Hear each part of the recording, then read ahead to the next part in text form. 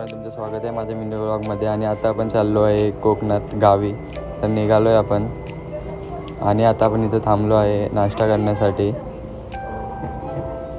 आता नाश्ता करून झालं आहे आणि आता आपण चाललो आहे रिटर्न गावी नॉनस्टॉप.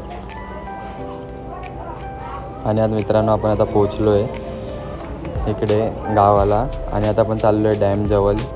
तिकडे पाणी धरण बोलतात तिकडे.